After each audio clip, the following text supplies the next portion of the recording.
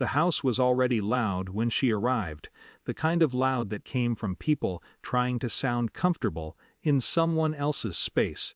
Glassware chimed, laughter rose and fell in uneven waves, and Vanessa moved easily between small clusters of guests like she had always belonged there. From the doorway, it looked like any other family gathering.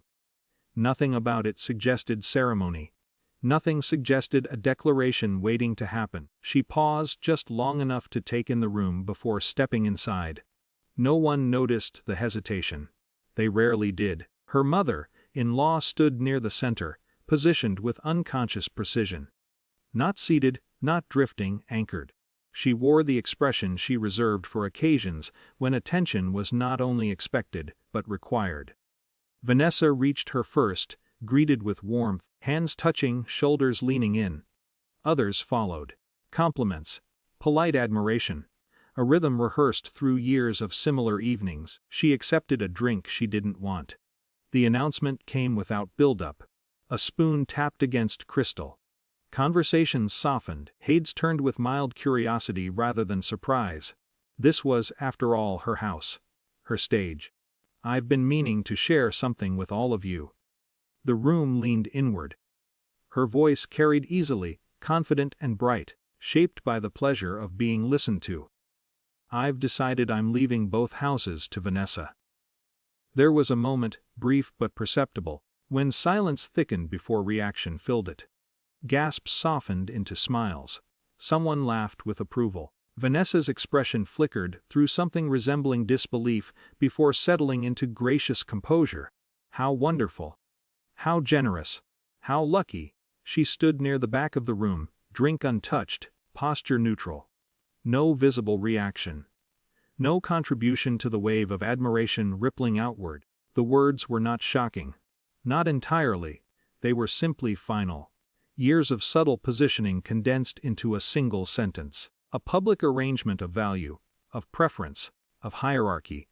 She watched faces rather than people. Watched how quickly the room reorganized itself around the new reality. Conversations tilted toward Vanessa. Toward speculation. Toward the invisible arithmetic of inheritance. Her mother-in-law glowed inside the attention, absorbing it with practiced ease. Vanessa smiled, accepting congratulations she had not asked for. No one looked toward the woman at the back of the room. No one wondered. The discomfort was familiar. Not sharp, not new, more like an old bruise touched in passing. Manageable, predictable. She sipped her drink. Across the room, her husband avoided her eyes without quite knowing he was doing it. Time resumed its usual shape. Conversations fractured back into smaller currents. Laughter returned, though thinner now, edged with recalculation. The secret remained exactly where it had always been.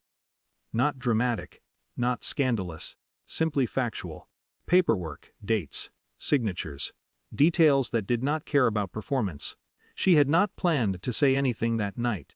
Silence had become its own kind of discipline. Its own form of survival. But then the doorbell rang. It cut through the room cleanly, drawing attention with the authority of interruption rather than request. Her mother-in-law's expression shifted, briefly puzzled. Vanessa frowned. Someone moved to answer.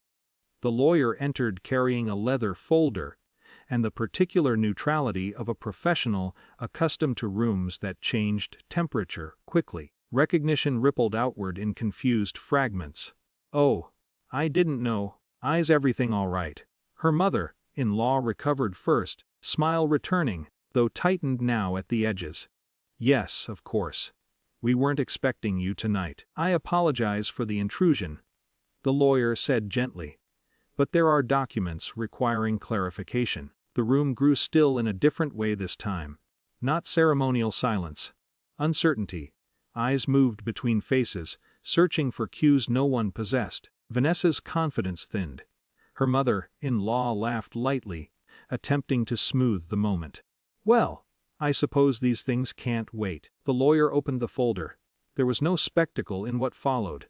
No raised voices. No dramatic revelation. Only language. Legal, measured, indifferent to emotion. Property records, occupancy status, ownership structures, Terms that rearranged meaning with quiet efficiency. Vanessa's smile dissolved first. Then the color drained from her mother-in-law's face. Confusion surfaced, followed by something heavier, less definable. She said softly. Not defiant. Not yet. That can't be right. The lawyer's tone did not change. It is correct. Silence expanded again, but now it carried weight rather than anticipation. She set her glass down. Crossed the room without urgency. Without hesitation. Years of dismissal had taught her the value of timing. She stopped in front of her mother-in-law. Met her eyes. There was no anger there. No triumph. Only steadiness. You were just a squatter, she said. The words landed with almost conversational calm. And your lease is up. No one reacted immediately.